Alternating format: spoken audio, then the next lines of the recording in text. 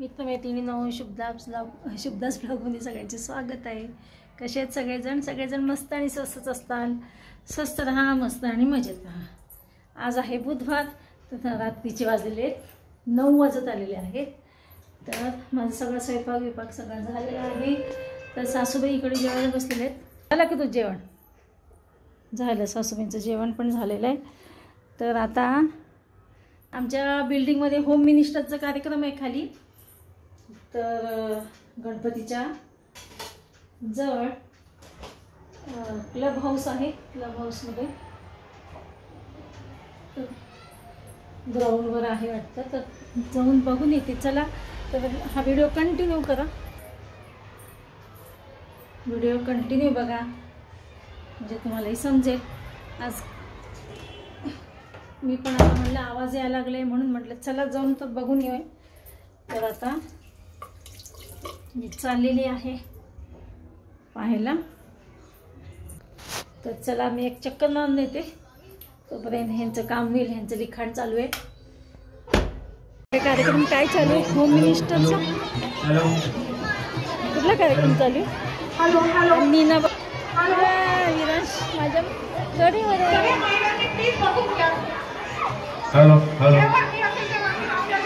कार्यक्रम चालू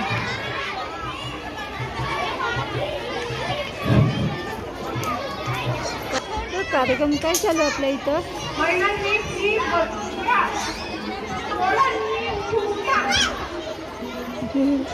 कशा गोंधळ चाललं खाली खाली, कसला गोंधळ चाललं? होम मिनिस्टरचा कार्यक्रम। होम मिनिस्टर क्लब हाऊस आहे ना, क्लब हाऊसमध्ये मम्माचा, विरांशी मम्मा त्यांचा ग्रुपचा फोटोशूट चालू आहे, हो की नाही? हो ना? डॅडू काय घातलेलं आहे? मम्मा बघ, मम्मा मिनिस्टर, होम मिनिस्टरचं वाटतं। होम मिनिस्टर कुठला कार्यक्रम आहे आता? बघा कुठला कार्यक्रम आहे, बघा कुठला कार्यक्रम आहे, बघा कुठला कार्यक्रम आहे। हॅलो बस, एक साईडला बसा। काय म्हणतात? एक साईडला बसा, एक साईडला बसा। बघायचं आपण आता। हा, ज्यांचा आवाज होईल त्यांना आता डायरेक्ट घरी पाठवण्यात येईल। आवाज नको आता कोणाचा? हा, ठीक आहे, आता शांत बसले सगळे। कुठला तुम्ही? हॅलो, पंढरपूरच्या आहेत वहिनी, बरं का? पुण्यावल्या वहिनी पंढरपूरच्या आहे। बरं, पंढरपूरचा आहे का दवाखाना? येतो का ना? अरे बापरे, तसं व्हायचं, आम्ही पुण्याकर आहे। बरं, शिकवतो मी, ऐका। या प्रसादराव या इथून। हा हा, उखाणा शिकवत होतो ना मी। आषाढी कार्तिकी पंढरीची वारी।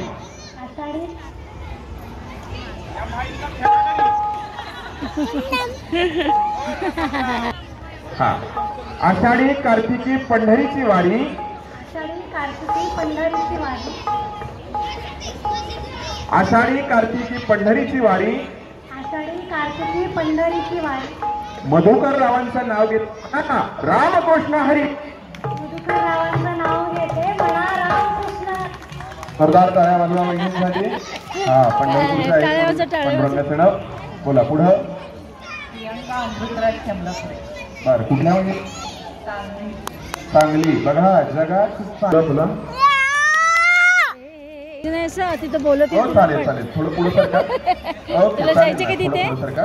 तिथे खेळायला जायचं का तुला पण? हा, मॅडम म्हटल्या इंग्लिश मिडियमच्या शाळेला उद्यापासून सगळ्यांनी जावे। हा, धन्यवाद। यानंतर पुढे येतोय आपण विजय पाटील।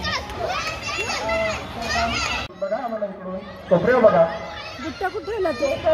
जर्मनी सुधाकरांचे नाव घेते, माहेर माझं परभणी। वा, जोरदार टाळ्या वाजवा वहिनींसाठी।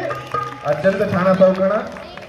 चिलिपी काशावरती माळी लक्ष्मणरावांचे नाव घेते, हो मी फक्त कार्यक्रमाच्या वेळी। वा, जोरदार टाळ्या वाजवा। डॅडूला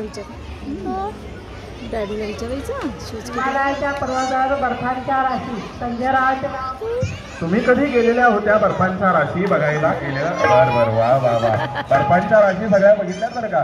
बर्फ कसा वरतून खाली येतो का खालून वर जातो? खालून वरती जातो वहिनी। बर, ठीक आहे, ऐका। हिमालयाच्या पर्वतावर बर्फाच्या राशी संजयरावांचं नाव घेते. होम मिनिस इत्यादी येऊ द्या. पहिलीला एवढं आता कशी मुलं खेळतात तिथे. बघा बघा बघा. चला नावा आरती करणार आहेत काय? 15 वर्षापासून श्री गणेशाचं आगमन या निर्माण सोसायटीमध्ये होतोय आणि त्या निमित्तानं आजचा हा सुंदरचा कार्यक्रमाला सुरुवात करत असताना गणरायाच्या काय गाणं म्हणणार आहे का? गाणं आता गण गण गण गण गाणं कुठल्या बघा. केस नको ना जेवढं केस ओढ नको. सोड सोड केस नाही ओढायचा. तिथं गाणं म्हणणार आहेत आता. गाणं म्हणतात. गाणं गाणं गाणं. नीना कशी दिसतो. आजी बब्बल आहे नीना. मॉर्निंग सगळ्यांना.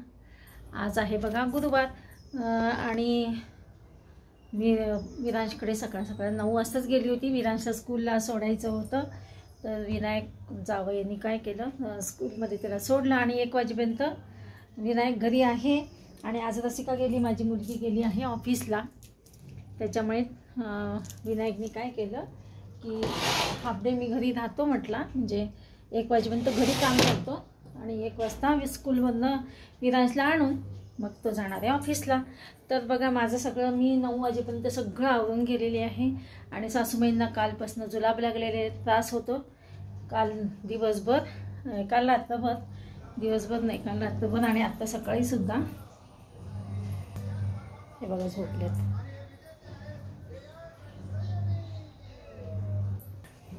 खरं तर सासूबाईंना 2 दिवसापासून त्रास होता. परवा दिवशीपासून त्यांना त्रास होतो पण काल त्यांना जास्त त्रास झालेला जुलाबाचा. तर गोळी दिली त्यांना आणि सकाळी आज काय केलं. काल पण त्यांना सकाळपासून भाकरीच होती नुसती तरी सुद्धा त्रास झालेला आहे. आणि आज सकाळी आता उपमा केलेला आहे पातळ मऊसर असा बिना तिखटाचा नुसतं मीठ घालून हिंग घालून केलेला होता. तर त्यांना दिलं आहे आणि आता गोळी देऊन तेच झोपलेले आहेत. आणि मग मी काय केलं 9 वाजता 9 पर्यंत सासूबाईंना नाश्ता विष्टा देऊन गेली होती. आणि आता आली घरी मी 10:30 सव्वा 10ला. हे गेलेत टिफिन घेऊन कामाला गेलेत. नाश्ता करून टिफिन घेऊन गेलेत कामाला. आणि मग मी आता आली. हे बघा रसिकाकडे पिशवी माझी होती ती पिशवी आणली आणि माझी पर्स आणि आले. आता म्हटलं चला घरचं थोडं आवरावं म्हणजे कसं भांडे हे बघा भांडे घासलेले होते ते आवरून घ्यावं. आणि येतील सासूबाईंना सांभाळणारे मावशी येतील त्यांना सांगून यांना गरम एक भाकरी करावी आणि भाकरी करून सासूबाईंना मग जावं म्हटलं. म्हणून मी आली आहे. विनायक आहे तोपर्यंत घरी. विरांश गेला आता स्कूलला त्याच्यामुळे प्रश्न नाही. तर म्हणलं चला. आणि काही कपडे राहिले होते ते मशीनला मी मगाशीच भिजून गेली लावलेली. आता अशा प्रकारे बघा सकाळपासून उठल्यापासून हाताला काय आपला दम नसतो चालूच राहतं. आता 1 नंतर मला रसिकाकडे जावं लागेल. 1च्या दरम्यान म्हणजे 12लाच जाईन मी.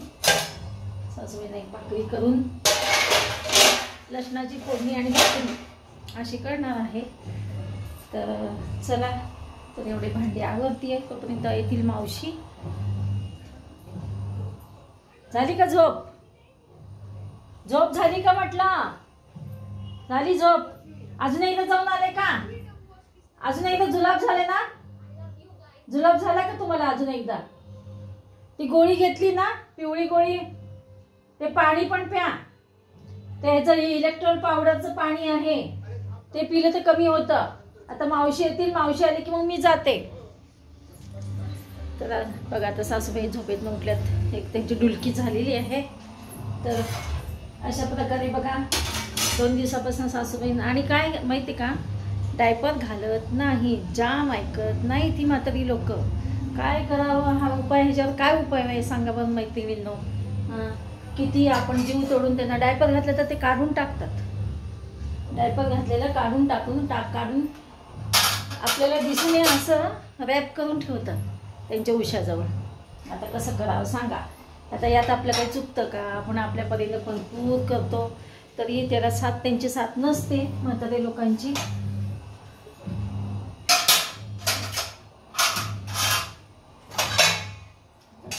करावं आपल्या परीने आपण करतो.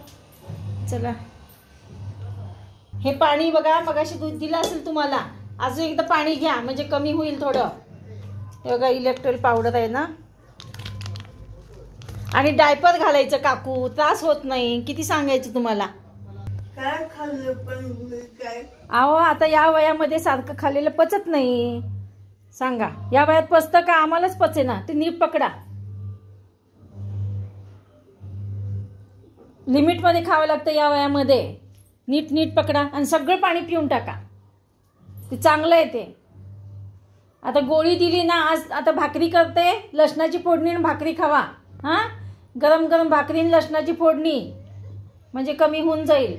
नको गरम भाकरी आणि लसणाची फोडणी खायची. लसणाची फोडणीने काय भाकरीने काही नको भाकरीने काही होत नाही, कळलं का? मी उपीट देणार नव्हते खरं, माहिती का? उपीटींना सुद्धा होतं.